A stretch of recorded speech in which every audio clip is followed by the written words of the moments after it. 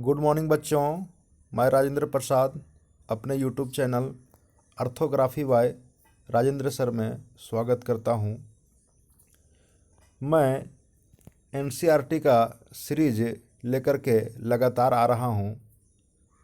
तो आज मैं 11वीं कक्षा की भौतिक भूगोल के मूल सिद्धांत के अंतर्गत इकाई 3 में भू आकृतियाँ में खनिज एवं शैलें का निर्माण से संबंधित विषय वस्तु पर चर्चा करूंगा, जो आप लोग के लिए 11वीं कक्षा के एग्ज़ाम के साथ साथ अन्य एग्ज़ामों में काफ़ी लाभ मिलेगा।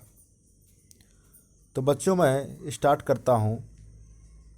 आप देख पा रहे हैं ये कि मैं जो शैल होते हैं उसका निर्माण कैसे होता है। तो इसका निर्माण का मुख्य सोर्स जो है पृथ्वी के आंतरिक भाग से मैग्मा का जो उद्गार होता है उसी से निर्माण होता है। तो आप देख सकते हैं कि मैग्मा से क्या हो रहा है, अग्नीय शैल का निर्माण हो रहा है। अग्नीय शैल से फिर अवसादी शैल में जा रहा है, निर्माण हो रहा है। अग्नीय शैल के टूटने के बाद अवसादी शैल का जब निक्षेप होता है टूटे हुए भाग को, तो अवसादी शैल का निर्माण होता है। उसी प्रकार ये है, उसी प्रकार कायांतरित शैल है, मेटामॉर्फिक रॉक्स। उसके बाद ये सारे के सारे अधिक तापमान में या घनत्व, इसका डेंसिटी जब बढ़ जाता है तो वो पुनः गलता है और गल करके मैग्मा का रूप ले लेता है। तो ये बच्चों शैल के चक्र हैं। तो इसको हम देखेंगे एक वीडियो के माध्यम से कि शैल किस प्रकार से बनता है। तो आप लोग देख पा रहे होंगे कि पृथ्वी के आंतरिक भाग से मैग्मा का उद्गार हो रहा है, लावा का उद्गार हो रहा है। और देखिए यहाँ पे ये एक नया चट्टानों का निर्माण होगा। देखिए एक नया चट्टान का निर्माण होगा और यही चट्टानें जब पृथ्वी के अंदर टूटते फूटते दबाव पड़ने के कारण अंदर चले जाते हैं तो पुनः गलनांक होकर के इस रूप में धधकने लगते हैं और ये पुनः पृथ्वी के बाहर धरातल पर पहुंच जाता है। आप देख सकते हैं किस प्रकार पृथ्वी के ऊपर आ रहा है। देखिए किस प्रकार मैग्मा जो है धरातल पर बह रहा है जल की भांति। इसे भी आप देख सकते हैं। देखिए अब ये धीरे धीरे लंबा होते जा रहा है और नया स्थल रूप का विकास करेगा और नए शैलों का विकास होगा। इसी प्रकार से ये होते रहता है बच्चों।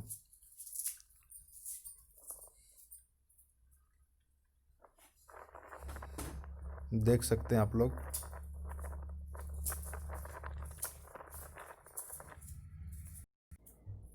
अब देखेंगे चट्टानों के प्रकार। तो काले रंग के और भारी जो होते हैं उसे आग्नेय चट्टान कहेंगे। उसके बाद है अवसादी चट्टान। उसके बाद आप देख सकते हैं रूपांतरित चट्टान। तो बच्चों पाठ को एक नज़र में देखने का प्रयास करेंगे। हमारी पृथ्वी विभिन्न प्रकार के तत्वों से बनी है।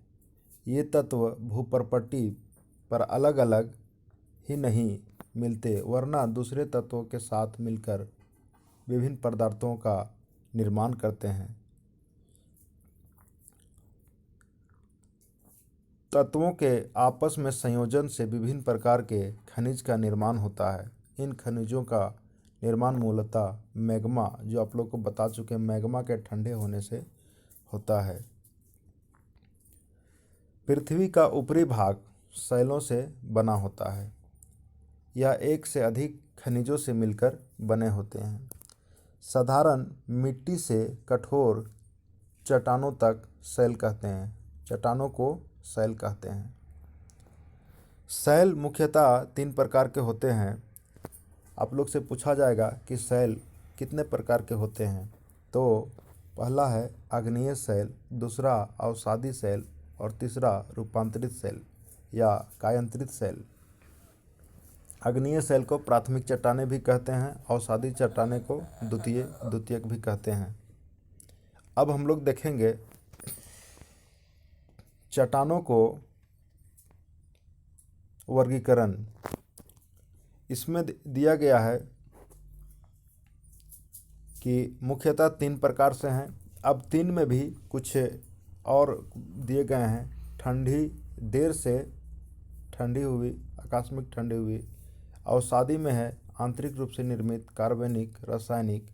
और कायांतरित में देखिए बच्चों, गतिशील और ऊष्मीय कायांतरण, प्रादेशिक कायांतरण और संपर्क कायांतरण।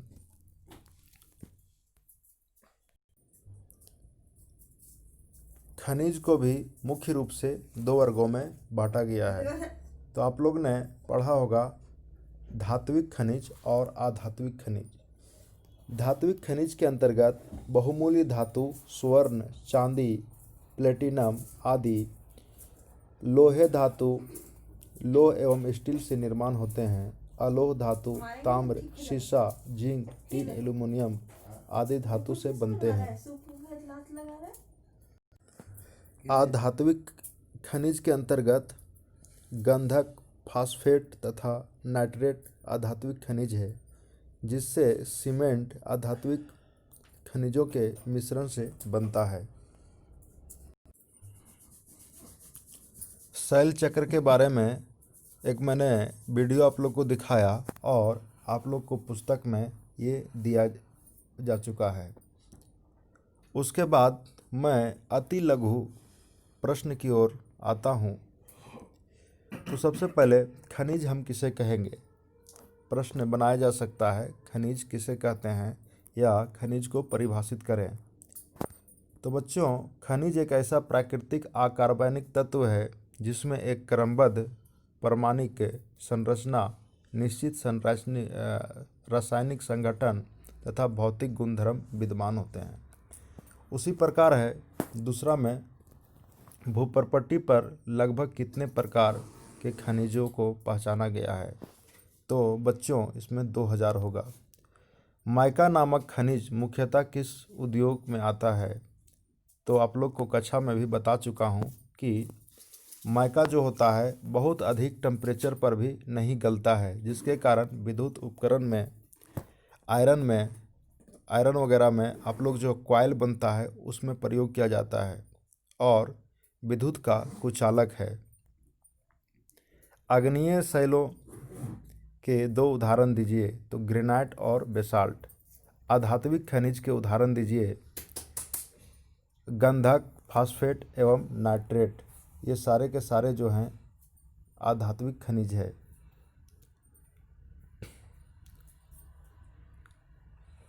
उसके बाद सिल्ली भवन की प्रक्रिया से क्या तात्पर्य है? तो अपक्षयित पदार्थों को अपर्दन के कारक, अपर्दन के जो दूत होते हैं उनके द्वारा निक्षेपित करते हैं और सघनता एवं दबाव के कारण संचित पदार्थ शैलों में बदल जाते हैं। यह प्रक्रिया सिल्ली भवन कहलाती है। इसमें होता है क्या बच्चों कि जो भी पदार्थ होते हैं, चट्टान होते हैं, वो अपक्षयित अर्थात अपने स्थान पर टूट जाते हैं। टूटने के बाद अपर्दन के जो कारक होते हैं, नदी के द्वारा, पवन के द्वारा, ये एक स्थान से दूसरे स्थान पर ले जा कर के डिपॉजिट करता है। उसके बाद उस पर दबाव पड़ता है, जिससे फिर से सिल्ली भवन का निर्माण होता है।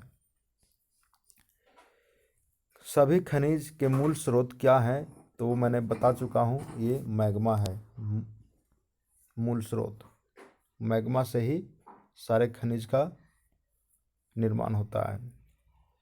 क्वार्ट्ज किस शैल का महत्वपूर्ण घटक है और इसका उपयोग क्या है? क्वार्ट्ज रेत एवं ग्रेनाइट का महत्वपूर्ण घटक है और इसका उपयोग रेडियो और रडार में होता है। आप लोग से पूछा जा सकता है ये सब। कायांतरित शैलों के निर्माण का मुख्य कारण क्या है? दबाव, आयतन एवं तापमान में परिवर्तन की प्रक्रिया के फलस्वरूप ही कायांतरित सेलों का निर्माण होता है। इसमें PVT दिया गया है pressure, P4 pressure, V4 volume और T4 टेम्परेचर। पेट्रोलॉजी क्या है? आप लोग के पुस्तक से ये सारे बात को निकाला गया है।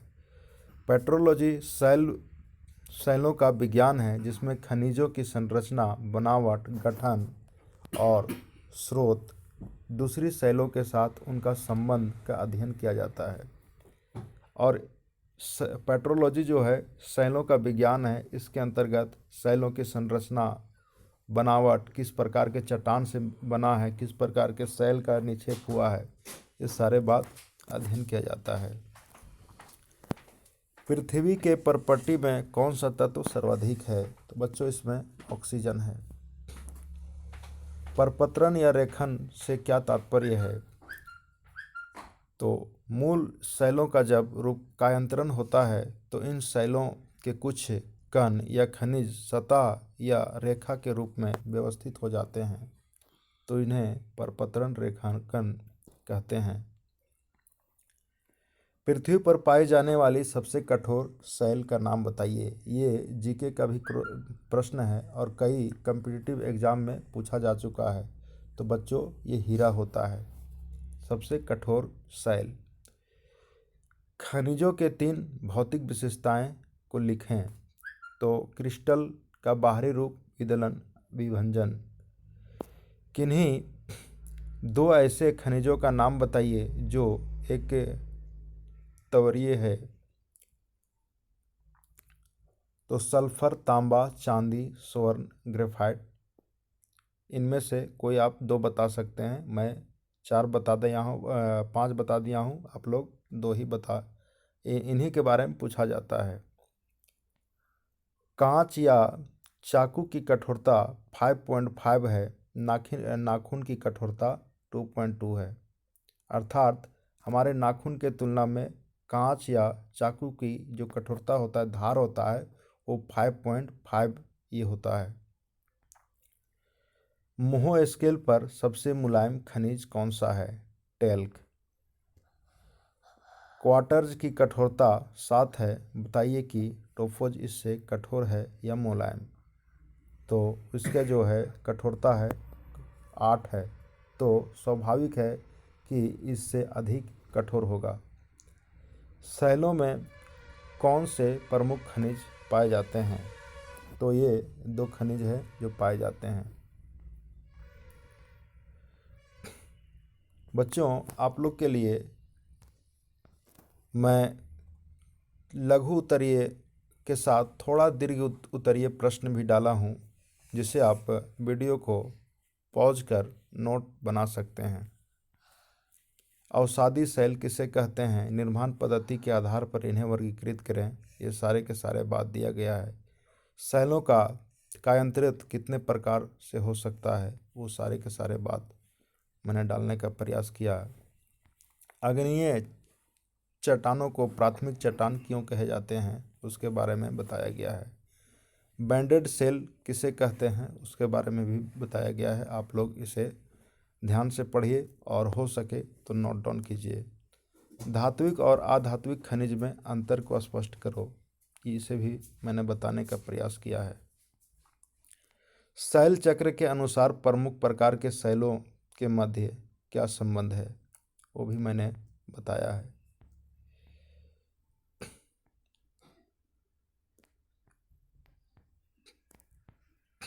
माइका खनिज की विशेषताएं वो भी मैंने बताया है।